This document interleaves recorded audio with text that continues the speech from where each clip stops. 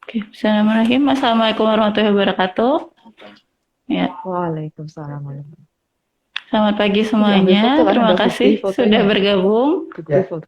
Ya, Dokter Narsiko mau lepas masker biar kelihatan mukanya, Dok. Walah, nanti nggak distancing saya lepas. Ya, oke. Ya, baik. Ya, ini hari ini spesial ya pagi. Jadi biasanya saya bahas terkait buku.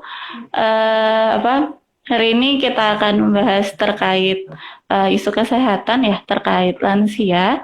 Di sini kami sudah menghadirkan Dr. Nur Asikoh Sofia, MSc spesialis penyakit dalam, konsultan psikosomatis.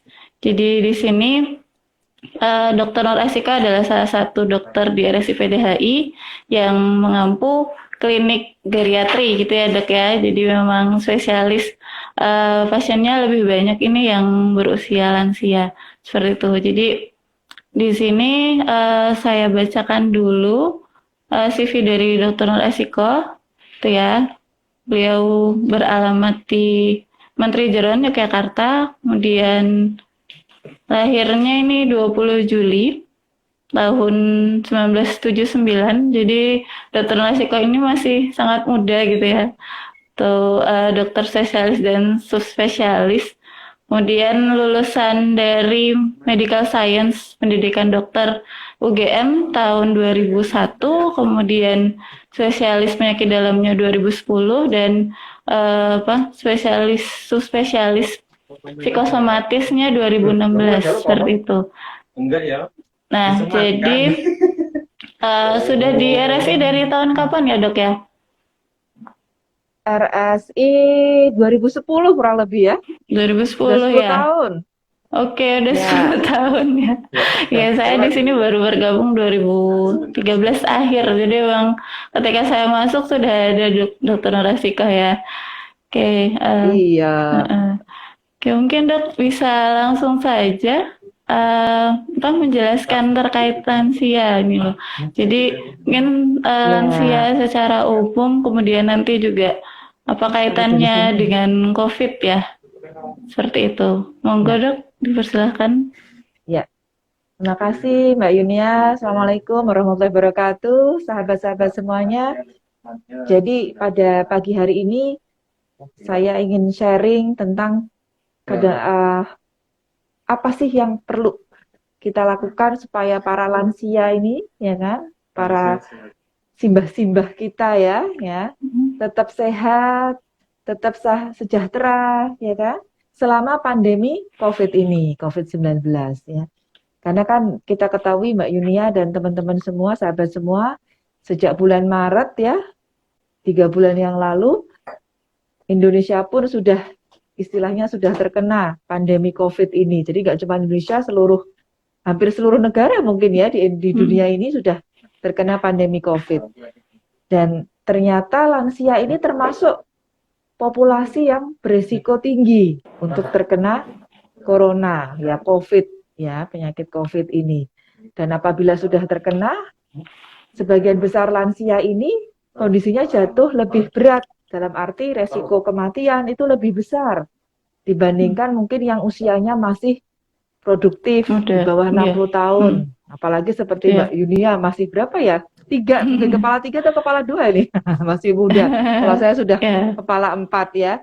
Nah, jadi harapan kita, walaupun istilahnya kita mungkin ya di rumah ada bapak, ibu, atau nenek, kakek yang sudah memasuki usia lanjut, tetap bisa sehat, tetap bisa sejahtera, ya, happy, bahagia, ya, selama pandemi COVID ini, ya, apalagi sebentar lagi mungkin kota Jogja ini ya, dalam waktu dekat ya kita tinggal menunggu saja akan menerapkan new normal, ya kan? Sekarang kan lagi istilahnya new normal, tatanan baru. Nah, harapannya dengan tatanan baru ini, kenormalan baru ini, para lansia kita tetap sehat dan sejahtera. Gitu, Mbak Yunia. ya dok. Ini, halo, halo, ya, Ya, oke. jadi suara saya jelas tadi ya? Iya jelas dok, jelas. Alhamdulillah, ya. Jadi kan kalau di RSI kita sudah ada klinik geriatri nih Mbak Yunia. Ya, Dok. Ya, harapannya nanti para lansia ya, para usia lanjut ini yang menjadi pasien di RSI PDHI maupun yang masih di sekitar PDHI dalam kondisi sehat, harapannya akan terus tetap sehat dan bahagia, sejahtera selama pandemi COVID dan new normal yang akan kita jalani nantinya. Gitu. Oke. Pertanyaan langsung ya, Dok. Dari Mbak Nila.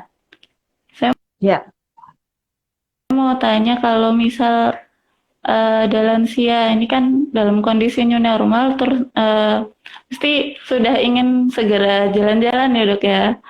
Pengen kumpul-kumpul. Kira-kira apa ya, yang harus dibawa gitu?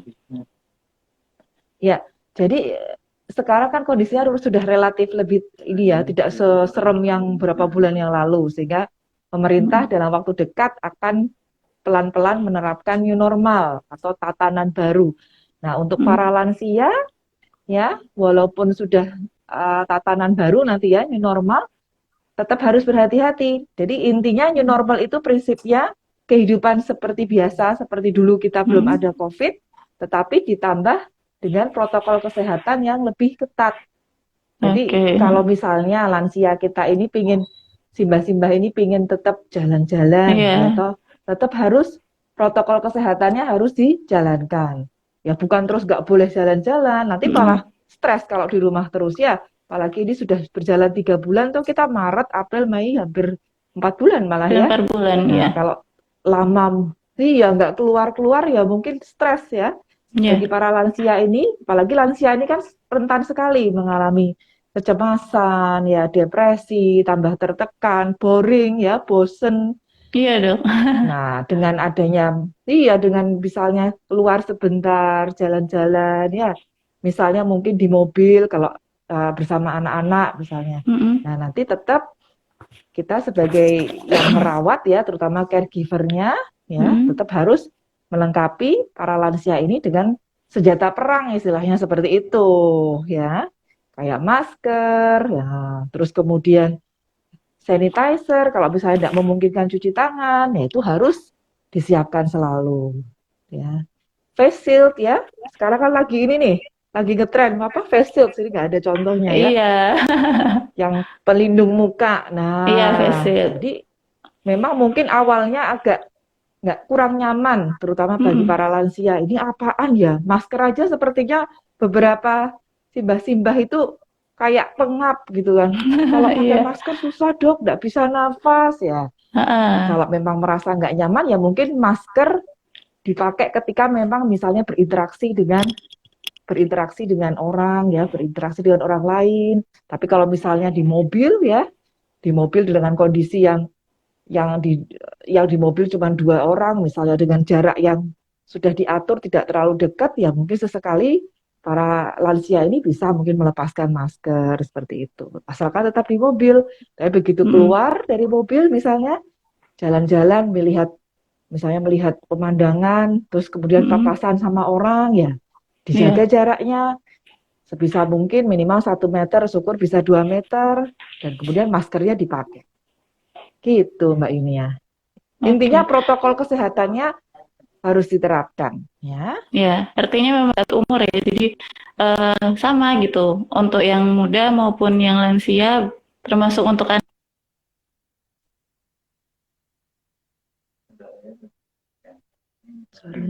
kebersihan tangan, rajin cuci tangan, kemudian pakai hand sanitizer, pakai masker, Iya, kemudian juga apa tetap ini ya apa tidak bersentuhan kayak gitu ya dan lain-lain sesuai ya, dengan protokol yang sudah ada.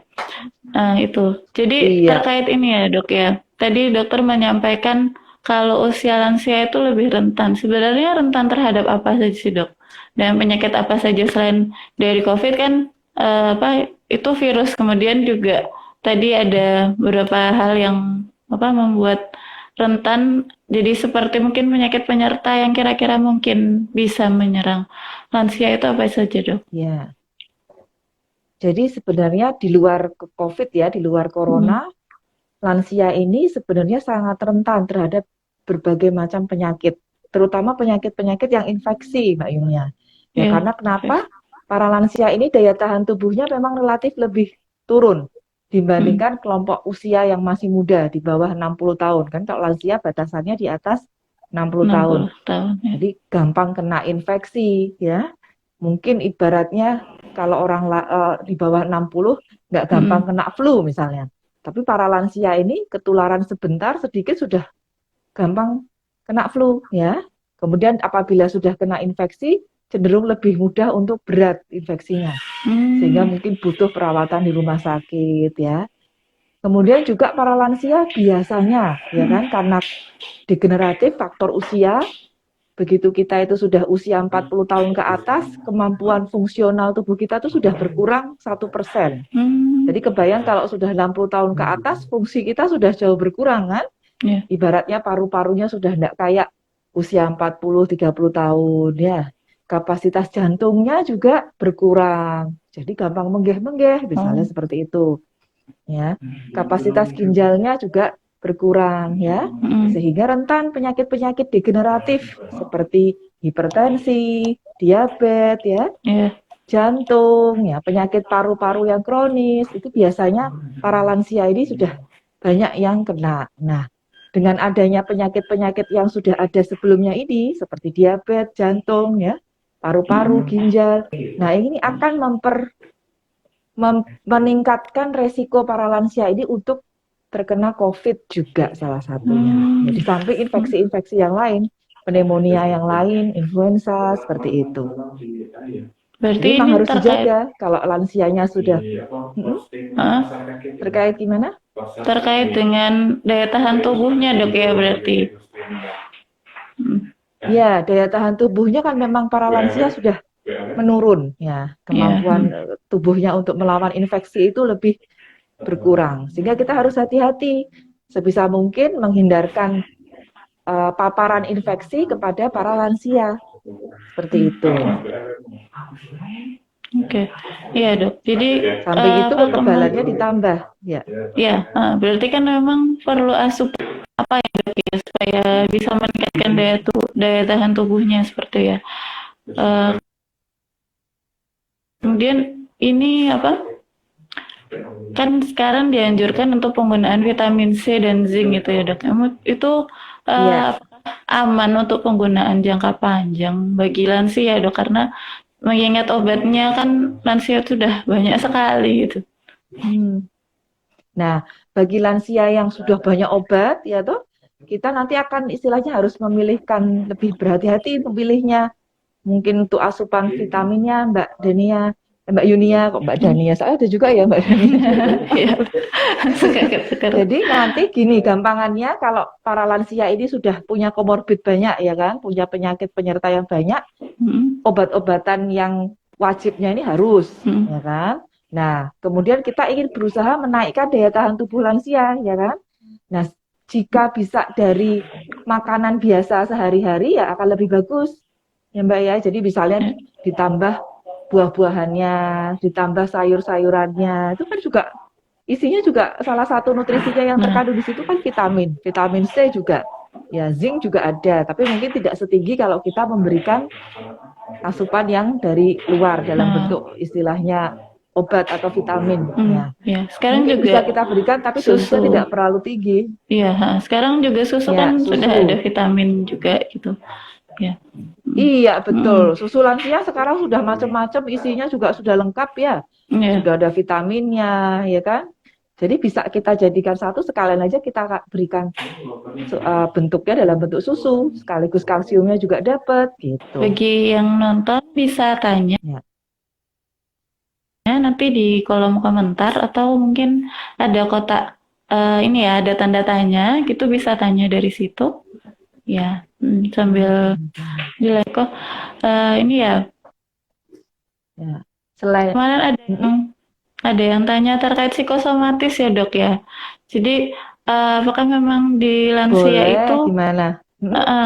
Lansia itu kan seringnya ini ya dok kepikiran banyak gitu dok, apalagi kan ini banyak berita-berita terkait COVID, kasusnya naik terus. Nah, bagaimana sih manajemen stres? untuk yang Ya, muda-muda juga bisa.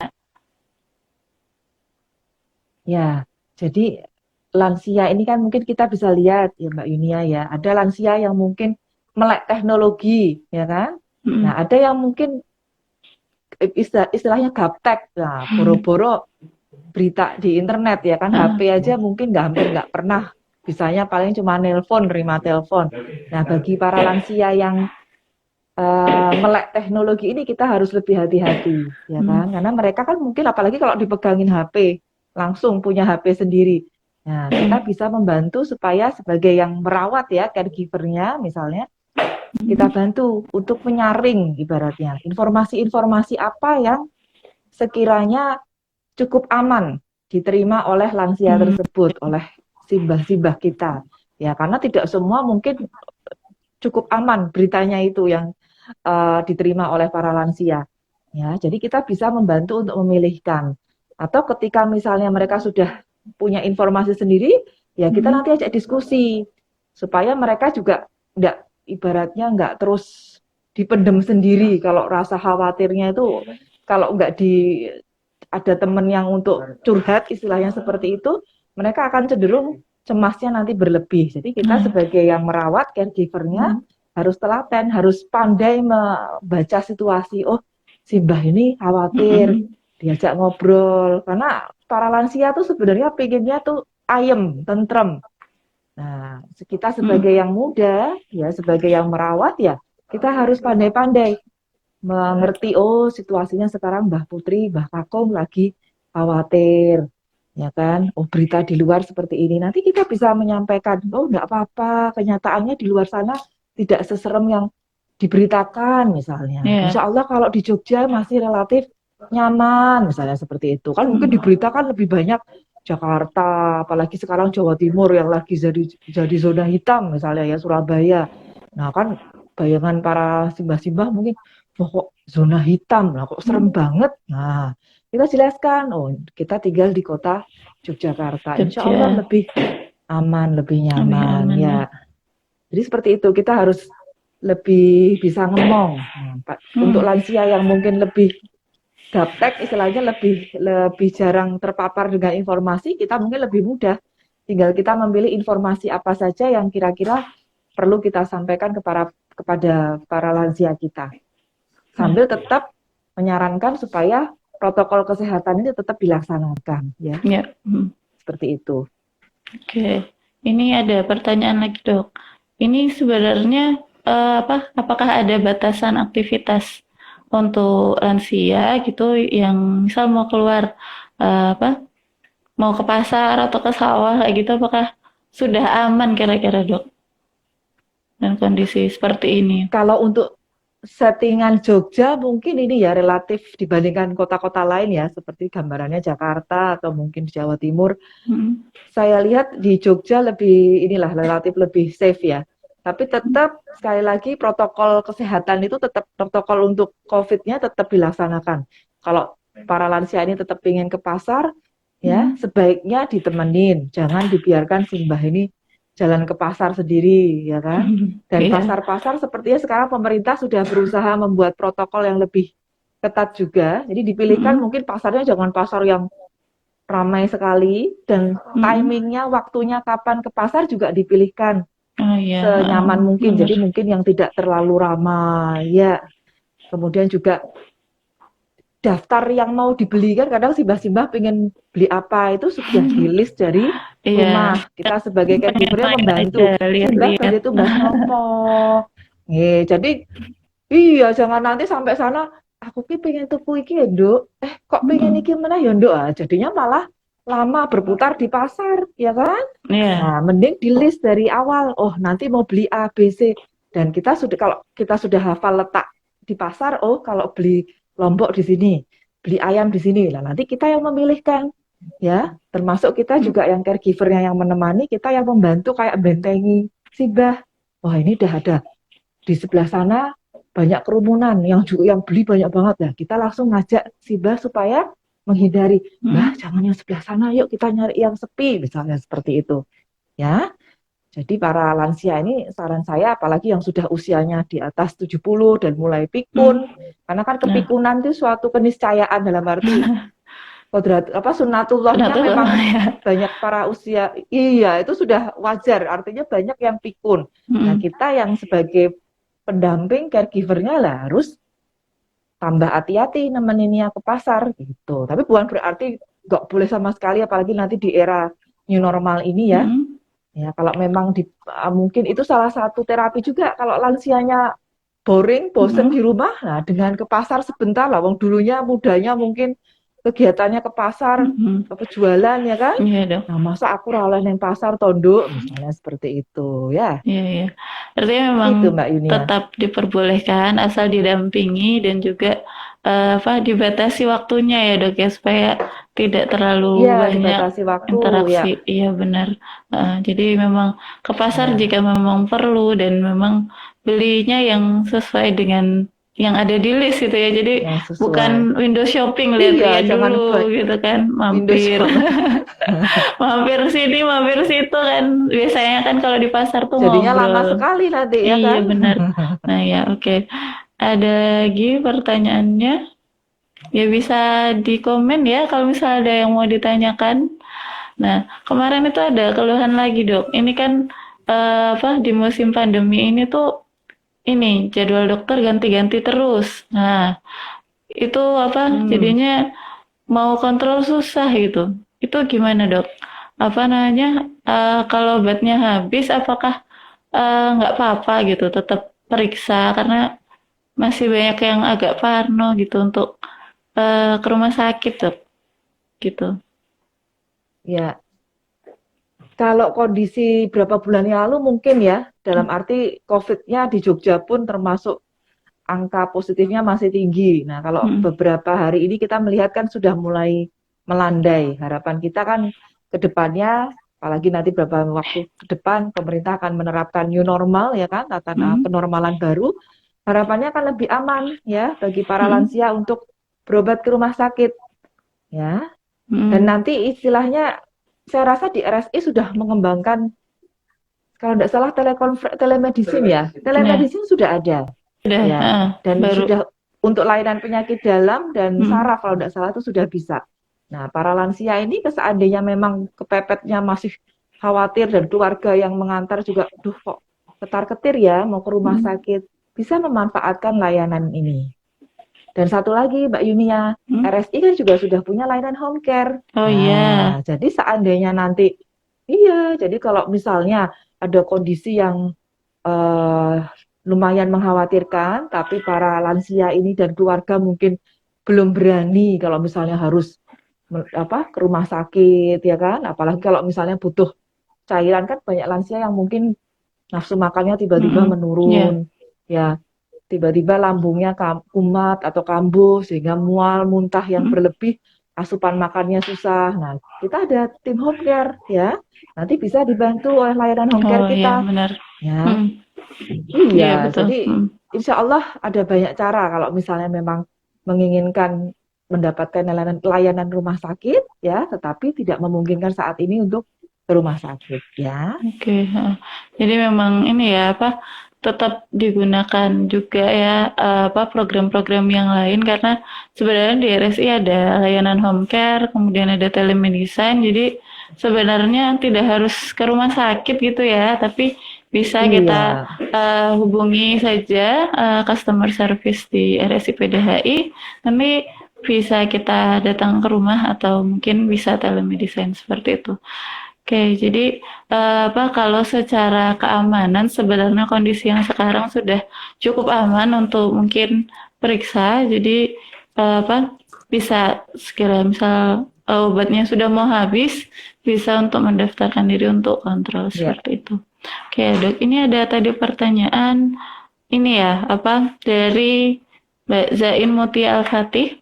Ini secara psikis lansia itu lebih sering main ke tetangga gitu, ngobrol. Nah, apakah Hmm. apa dalam kondisi sekarang protokol yang nyaman untuk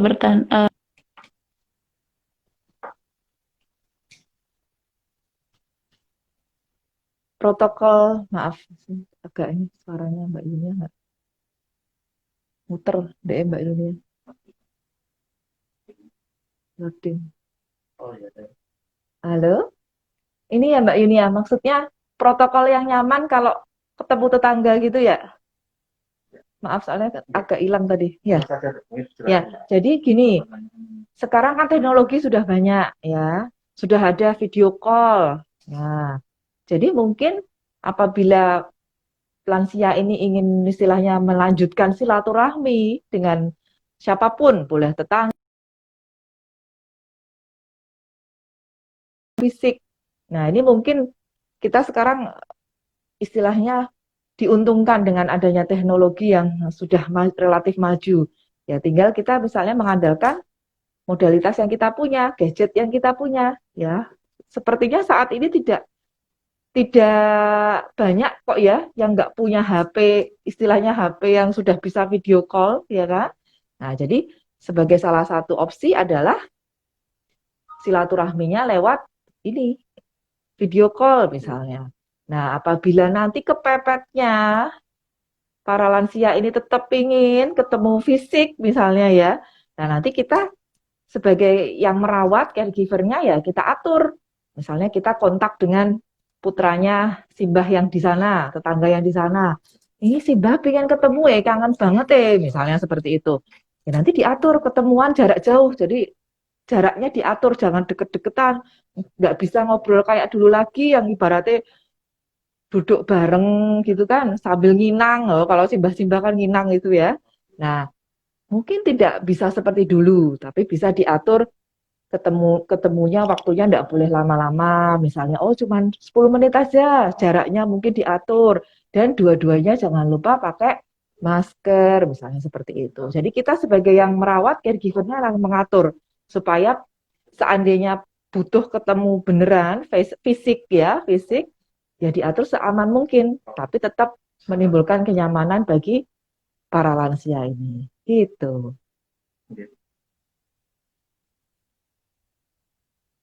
Ya, satu lagi yang ingin saya tambahkan, kan para lansia tadi seperti saya sampaikan rentan banget. Masuk suaranya. Ya, para lansia ini kan rentan banget mengalami infeksi. Paling sering itu infeksi paru, ya kan, saluran nafas, ya, influenza. Ya, influenza sebenarnya kalau kita lihat ya, kalau kita yang masih usia produktif mungkin ringan, tergolong ringan. Tapi ternyata pada lansia influenza ini bisa berat manifestasinya, ya. Bahkan bisa memicu kondisi fisik para lansia ini jadi lebih berat. Misalnya yang sudah punya bakat diabetes, yang sudah punya bakat penyakit parunya ini mengkerat ya, penyakit paru obstruktif kronis, istilahnya paru-parunya sudah mengkerat karena mungkin efek dulunya waktu masih muda dia merokok. Nah, begitu kena influenza, sakit flu yang ringan aja, dia bisa memperberat kondisi paru-paru dari lansia ini. Nah, sehingga yang perlu kita perhatikan, para lansia ini akan lebih baik jika daya tahan tubuhnya terhadap influenza misalnya ditingkatkan. Salah satunya ada modalitas yang namanya vaksin flu, ya, vaksin influenza. Nah, jadi vaksin influenza ini tidak hanya idealnya diberikan pada anak-anak misalnya ya. Kita yang usia produktif pun akan lebih aman apabila kita divaksin influenza. Apalagi para lansia. Harapannya dengan diberikan vaksin influenza, para lansia ini jadi lebih terlindungi dari influenza. Ya. Dan sudah ada penelitian ternyata dengan vaksin influenza ini juga membantu untuk menaikkan ketahanan tubuh terhadap COVID atau corona. Oke, sekalian semoga ada pertanyaan ini ya. Tidak apa-apa ya, saya kalau ada pertanyaan. Lansia biasanya suka mengkonsumsi jamu-jamu tradisional. Oke, ya mungkin yang sudah dikeluarkan oleh BPOM ya terkait keamanan jamu-jamu tradisional terhadap perlindungan COVID ya. Kalau intinya selama jamu-jamunya ini bahannya kita yakin secara alami, nggak dicampur misalnya bahan-bahan kimia, ya. dan para lansia ini tidak memiliki kondisi komorbid dalam arti kondisi penyakit yang mengkhawatirkan, ya insya Allah aman. Ya, selama takarannya nggak berlebih. Misalnya temulawak, ya, kunyit, ya, kemudian apa ini? Jahe, ya kan sekarang empon-empon ya. Selama empon-empon yang dikonsumsi dalam jumlah yang wajar ya, dan mungkin apabila uh, lansia ini nggak punya diabetes, ditambahkan gula insya Allah aman. Tapi apabila lansia ini ternyata punya diabetes, nah kita harus hati-hati kalau kita mau menambahkan gula yang banyak di ramuan empon-empon ini yang akan dikonsumsi oleh lansia. Ya, tapi sekali lagi jangan terus tersugesti kalau nggak minum jamu-jamuan terus ini jadi fisiknya nggak bagus, jadi gampang kena COVID. Jangan ya, karena sekali lagi daya tahan tubuh itu kompleks, tidak hanya dari menu makanan yang kita makan ya, tapi juga membutuhkan aktivitas fisik. Jadi justru malah para lansia ini kalau mungkin dulunya juga aktif olahraga ya kita sarankan untuk tetap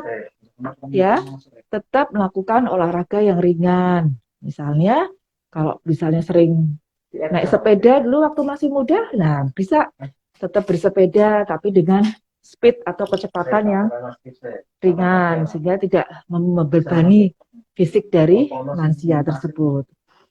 Samping itu yang terakhir adalah pikirannya ya. Jadi para lansia ini harus ayem, tentrem. Ketika kita ayem, tentrem, imunitas kita insya Allah terjaga dengan baik ya. Sel-sel pertahanan tubuh kita akan bisa maksimal. Tapi kalau kita gundah gulana, khawatirnya nanti apa? Sistem imun kita ngedrop. Ya, ketika sistem imun ngedrop ini gampang banget kena infeksi. Salah satunya COVID seperti itu. Jadi harus tentrem. Ya. Oke, masuk sip. Ya. Oke, Mbak Yunia. Oke, bergabung lagi. Maaf tadi ada kendala teknis ya.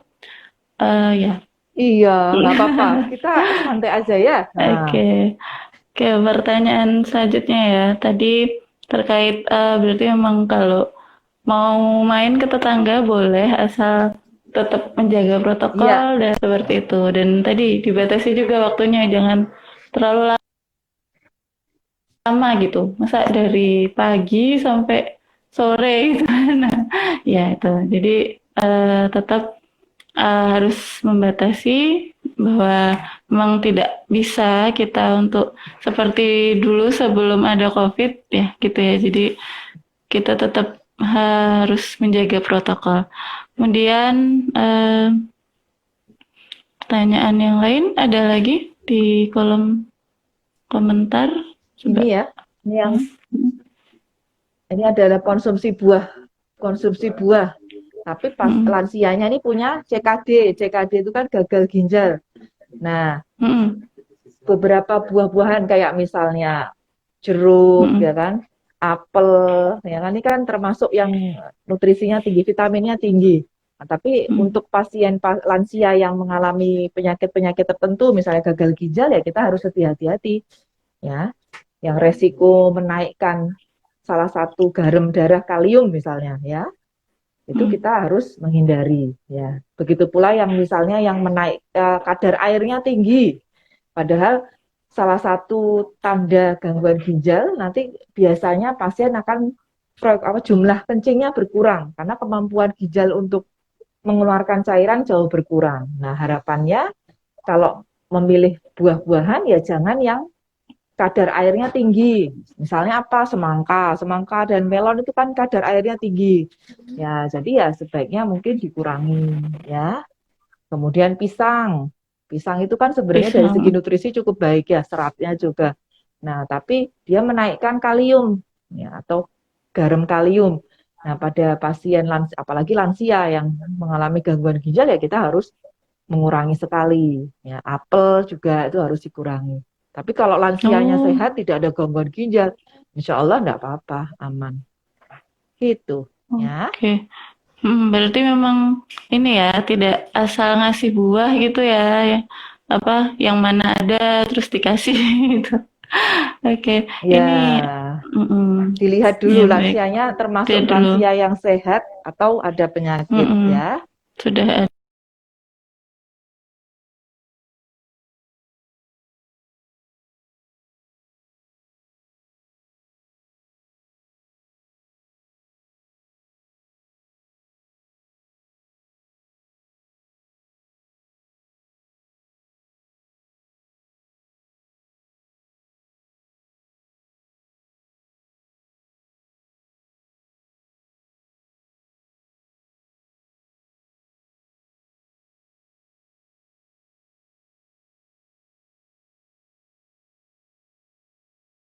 Salah satu istilahnya, halo?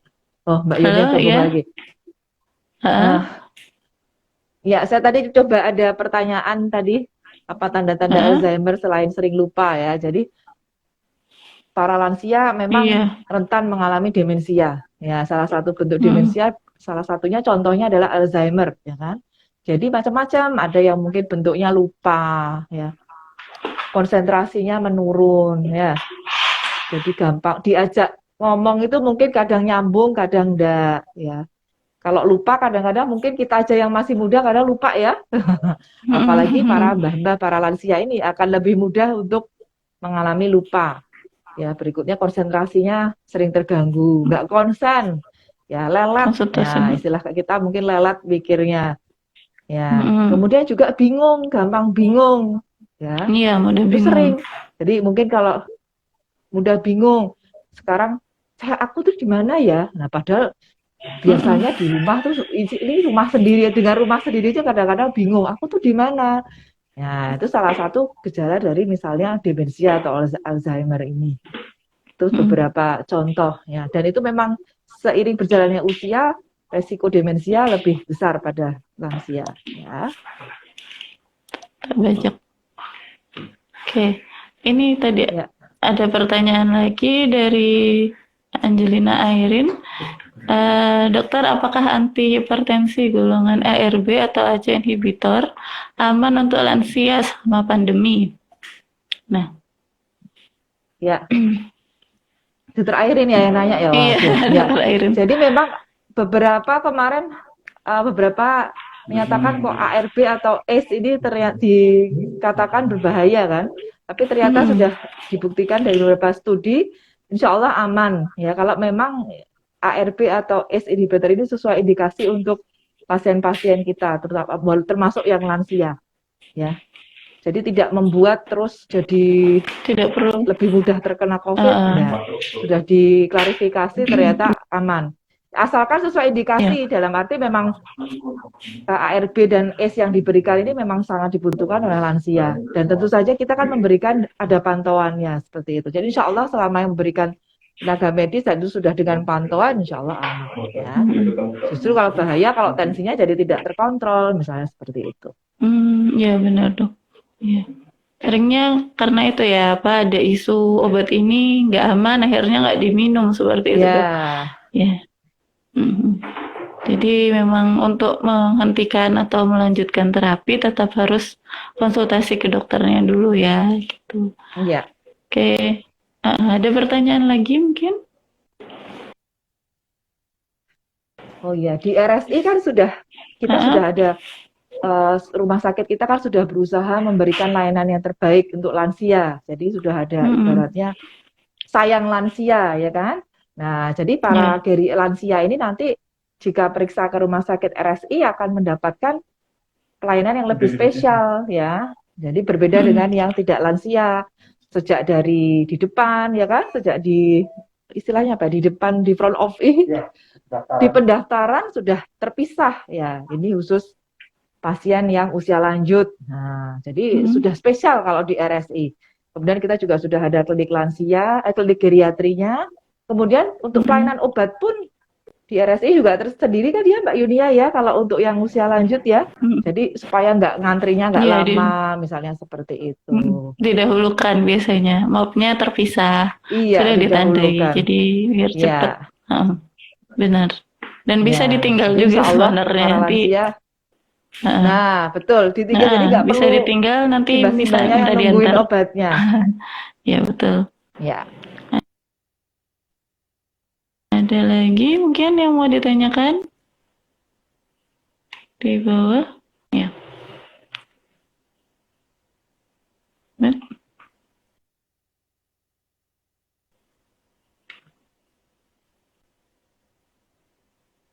Isti, oke. Tadi, hah? Suaranya masih apa ini? Ada, Halo, oke, ya. sudah. Oke, mungkin sudah mau jam 11 juga ya. Jadi, mungkin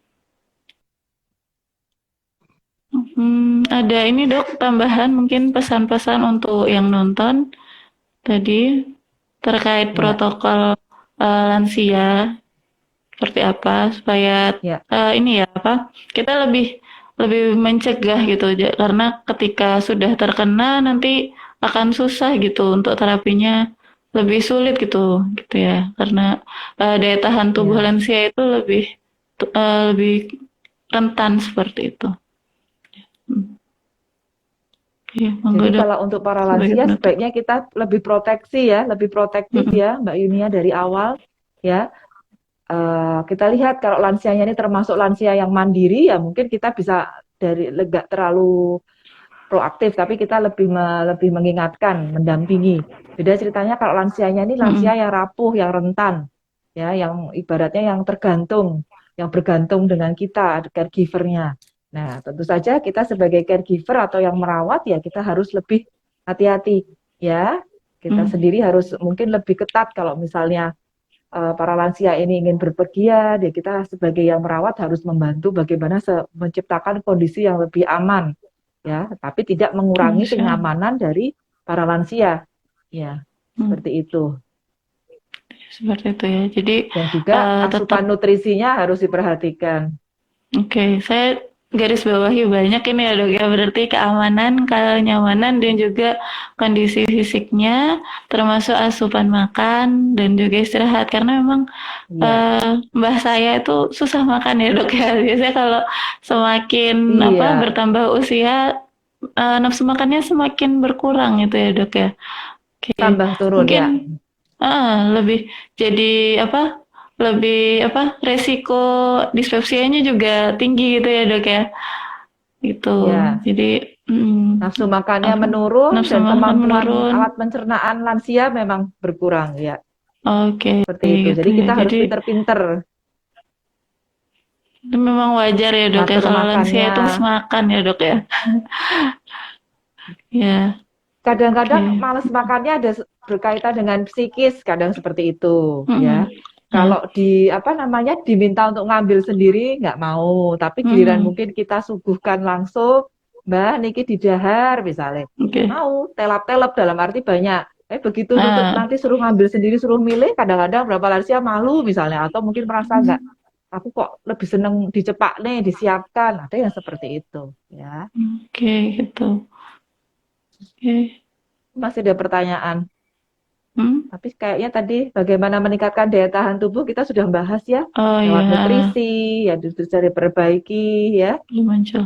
istirahat yang cukup, dan pikirannya dibikin tenang, ayem itu juga menaikkan daya tahan tubuh. Ya, jadi tidak melulu hanya faktor Udah. makanan, fisik ya, tapi pikiran juga, ya, Oke. seperti itu. Harus tentrem, ya. Itu yang agak sulit mungkin ya, karena kadang-kadang ini mengajak mbah-mbah sudah nggak usah terlalu banyak pikiran itu yang sulit gitu ya, karena mungkin Nah, semua kan dipikir kalau mbah-mbah ya. Sampai apa cucunya namanya aja, cucu informasi. saya ini dipikir. Benar gitu. Jadi kita batasi juga informasi, kalau perlu TV-nya dimatikan dulu gitu ya. Jadi kalau ada simbah pesan nonton dulu berita gitu ya, nonton acara-acara hiburan gitu atau Nontonnya ini apa yang apa itu campur sari ya toh.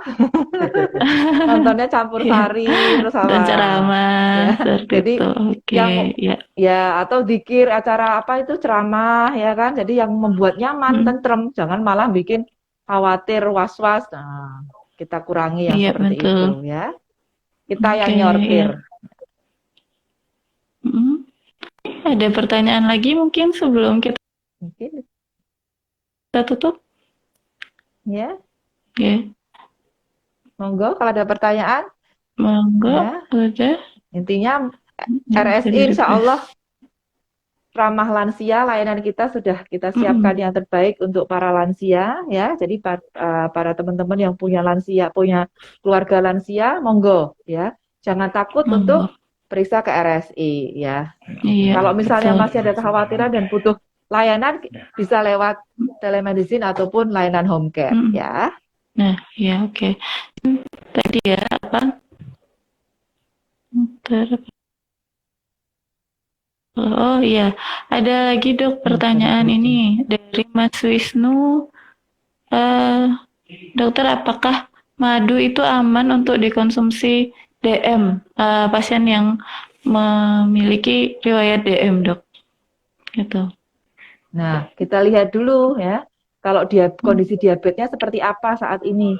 Kira-kira terkontrol baik atau malah terkontrolnya buruk. Nah, kalau terkontrol baik Oh, ya selama obat-obatan untuk mengontrol gulanya masih diminum, selama madunya nggak banyak-banyak, ya misalnya mm, hanya 1 sendok mm, sehari sekali, ya kan? Nah, insya Allah aman, asalkan gulanya terkontrol. Tapi kalau gulanya nggak terkontrol, ya misalnya dengan obat-obatan sudah macam-macam kok masih sulit mm. dikontrol ya, madu mungkin sebaiknya jangan terlalu ini dulu, jangan banyak-banyak, kan tetap menaikkan gula. Ya, tapi Oh tetap iya, sekali lagi kontrol gulanya yang diperlukan ya. Dan sekali lagi madu yang alami, yang iya, dipastikan madu yang alami karena kan sekarang mm, madu itu banyak campurannya iya benar ya. dok. Mm. Ibaratnya untuk ya kalau yang alami istilahnya kita insya Allah lebih aman. Tapi kalau yang sudah campuran gula, campuran macam-macam, nah itu kita harus lebih hati-hati. Ya. Iya benar. Heeh. Jadi karena kan apalagi untuk anak-anak itu ya kan seringnya juga dicampur rasa buah gitu ya dok ya, biar mau makan gitu. Hmm, Jadi katanya juga madu itu bisa meningkatkan daya tahan tubuh dan juga nafsu makan seperti itu. ya Jadi madu menaikkan dikasih daya tahan madu. tubuh. Nah itu jadi Kalau anak-anak insya Allah kan uh, aman, kecuali anak-anak yang punya ya diabetes asal ya, kan ada juga diabetes tipe 1 misalnya. Kita harus mm, hati-hati ya. iya, baik ya kadar gulanya ya dok ya. Oke. Mm, itu. Mm. Iya, yang penting kontrol gulanya seperti apa, itu yang harus diperhatikan dulu. Oke, ya baik. Terima kasih yang sudah bergabung ya. Tadi mungkin ada yang ketinggalan informasi di awal bahwa di RSI PDHI ada klinik geriatri, artinya periksa terpisah dari pasien-pasien penyakit dalam yang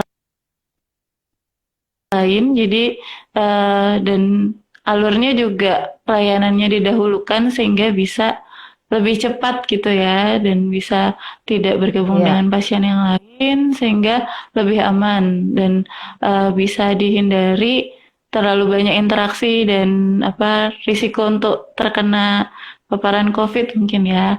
Kemudian yang kedua ada home care, jadi bisa apa menghubungi langsung ke nomor WA 08156680 421 atau nanti bisa dicek di feednya RSI PDHI di postingannya layanan home care untuk fisioterapi, okupasi terapi dan terapi bicara.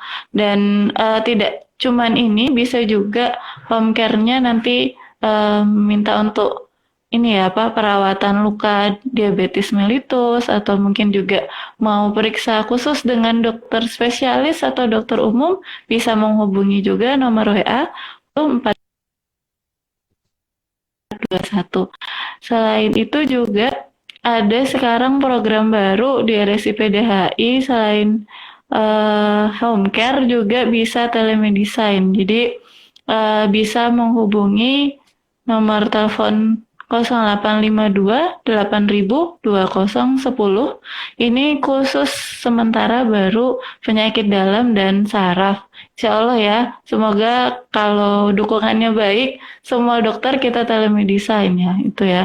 Nanti bisa saya request atau mungkin bisa nanti khusus untuk geriatri mungkin dok bisa kita kembangkan telemedicine juga gitu ya. Jadi boleh, supaya boleh, boleh. lebih nyaman Siap. gitu ya. Nanti kita kaji lagi karena permintaannya cukup banyak, termasuk juga pasien-pasien anak. Ini kemarin banyak yang khawatir dok ini apa nggak mau ke RSI karena takut campur dengan penyakit yang lain gitu. Jadi kita sekarang untuk ruangan vaksin kita pisah. Jadi ada di Gedung Bundar, itu ruang khusus vaksin di sana. Jadi baik anak maupun dewasa bisa vaksinasi terpisah dari pasien yang dirawat jalan seperti itu. Jadi pasien. insya Allah RSI sudah ada banyak inovasi ya. Jadi jangan takut untuk ke rumah sakit karena kita sudah menginovasi pelayanan menyesuaikan dengan kondisi pandemi sekarang. Seperti itu. Ada mungkin yang mau disampaikan lagi, Dok? Sudah? Cukup? Cukup hari ini. ya.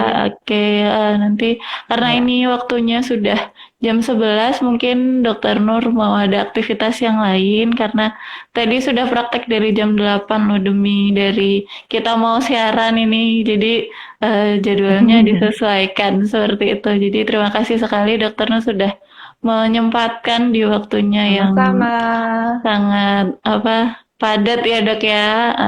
Jadi terima kasih sekali yang sudah bergabung juga. Nanti insya Allah kita akan ada lagi program sejenis. Jadi mungkin sebelumnya sudah membahas tentang home care dan juga sudah membahas terkait fisioterapi. Tips bagaimana supaya kita bisa olahraga di rumah karena ternyata dengan WFH itu malah bikin ini ya nyeri pinggang dan lain-lain. Itu kemarin sudah dibahas sama fisioterapis kita dan mungkin kalau misal ada usul tema-tema yang lain bisa di DM atau mungkin di komen di postingannya RSI PDHI. Nanti kita carikan pembicara yang bisa menjelaskan dengan sangat detail ya tadi seperti bahasan hari ini terkait lansia gitu ya karena Dr. Nur Asikoh memang mengampu klinik geriatri jadi memang pembahasannya lengkap sekali hari ini. Mudah-mudahan nanti hasilnya bisa kita buat tulisan ya Dok ya supaya bisa ditampilkan di web juga. Amin. Jadi lebih banyak yang bisa membaca dan menyebarkan informasi ini ya karena memang populasi Indonesia lumayan banyak lansia gitu ya. Alhamdulillah lansianya pada sehat-sehat dan semoga bisa tetap survive ya walaupun ada COVID ini. Seperti itu. Terima kasih yang sudah Amin. bergabung. Oke. Terima kasih Dokter Nur. Lain kali mohon kalau misal ada waktu lagi kita lanjutkan lagi diskusinya ya Dok ya. Siap. Ya, terima kasih banyak yang silakan yang ada lagi yang masih mau ditanyakan yang belum puas bisa langsung DM saja RSI PDHI nanti kita teruskan ke Dokter Nur dan kita akan langsung sampaikan jawaban pertanyaannya ya. Terima kasih yang sudah bergabung. Kita cukupkan untuk hari ini. Saya tutup. Wassalamualaikum warahmatullahi wabarakatuh. Ya, ya oke. Terima kasih. Tetap.